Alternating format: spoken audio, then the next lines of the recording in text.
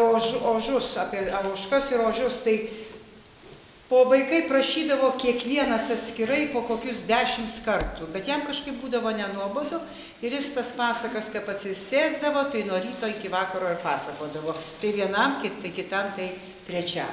Nu va, o šitoj yra sudainuojamais irgi intarpais ir tikriausiai užrašyta Dovydaičio. Nu, kaip anksčiau mergos eidavon ir bernai, aišku, eidavon vakaruškas ir tų tik prisrenka ir bernų, ir mergų gyvas galas. Nu ir tų bernų tokių ir šidlų būdavo, bet kas kiti tamsu, žvakės arba lempos. Tai ne taip, kaip dabar va žibintai, nors, sako, tose diskotekose irgi visko būna. Nu bet, kaip tik tais gaidys užgieda, tai taip iš tų bernų pusė nuodegulių būnant. Taigi, žinot, patys kas. Dar tai dievulis te padarė, kad neskiri nei tų nuodegulių, nei nenuodegulių tuose diskotekose visko tenais būna, bet matyt žmonės išeina taip, kad ir patys nežino. Nu ir vienų mergų vienas vyras dar iki gaidžių giedojimo jau lydės namo.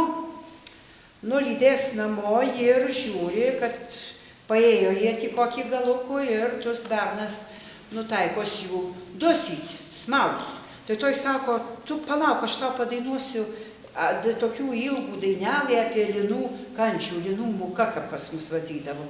Nu ir joj pradeda.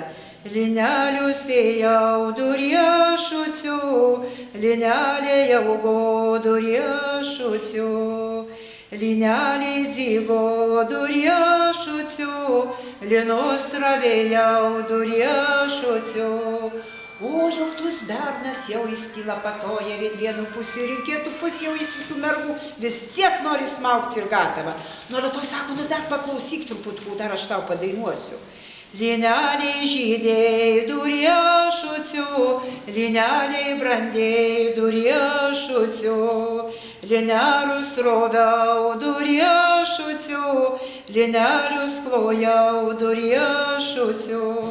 Linelius ėmiau riešucių, linelius dzioviau riešucių, linelius myniau riešucių, linelius brukau riešucių.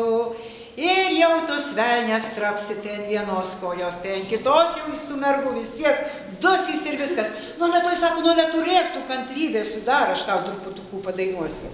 Linelius brukau riešucių, linelius linušukavau riešucių, linelius verpiau riešucių, linelius audziau riešucių, linais apsvilkau riešucių ir užgiedoj gaidys.